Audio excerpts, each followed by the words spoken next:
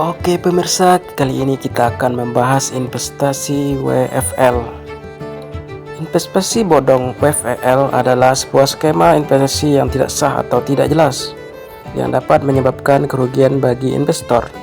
Berikut adalah beberapa ciri-ciri investasi bodong WFL. Ciri-ciri investasi bodong WFL. 1. Janji keuntungan tinggi. Investasi bodong WFL sering menjanjikan keuntungan yang tinggi dan cepat dan tidak masuk akal. 2. Tidak ada transparansi. Investasi bodong sering tidak memiliki transparansi yang baik, sehingga investor tidak dapat mengetahui dengan jelas bagaimana uang mereka diinvestasikan. 3. Tidak ada izin resmi. Investasi bodong sering tidak memiliki izin resmi dari otoritas keuangan, sehingga tidak ada perlindungan bagi investor. 4. Menggunakan teknik manipulasi.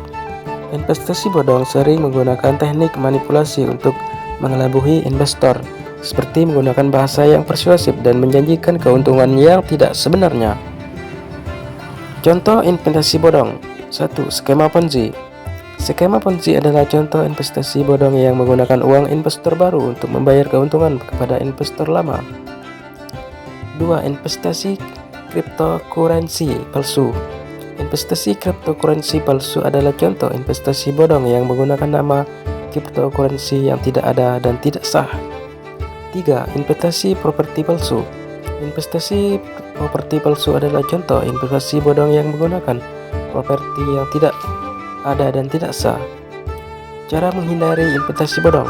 Lakukan penelitian. Periksa izin resmi. Jangan percaya pada janji keuntungan tinggi. Jangan berinvestasi pada sesuatu yang tidak Anda pahami. Skema Ponzi dianggap sebagai investasi yang haram dan dalam Islam karena beberapa alasan. Alasan skema Ponzi dianggap haram dalam Islam. 1. Riba yang mempunyai bunga. Skema Ponzi melibatkan pengambilan bunga yang tidak sah karena uang investor baru digunakan untuk membayar keuntungan kepada investor lama. 2. Gahar, ketidakpastian. Skema Ponzi tidak memiliki dasar yang jelas dan tidak memberikan informasi yang akurat tentang investasi, sehingga investor tidak dapat membuat keputusan yang tepat. 3. Maisir atau perjudian. Skema Ponzi melibatkan unsur perjudian karena investor berharap mendapatkan keuntungan yang tinggi tanpa melakukan usaha yang nyata. 4. Khayana atau penipuan.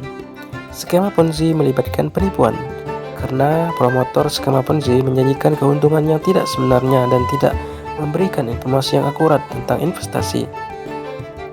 Konsekuensi skema Ponzi dalam Islam. Dalam Islam, orang yang terlibat dalam skema Ponzi dapat dianggap sebagai orang yang melakukan dosa besar karena mereka telah melakukan penipuan, perjudian, dan pengambilan bunga yang tidak sah atau riba.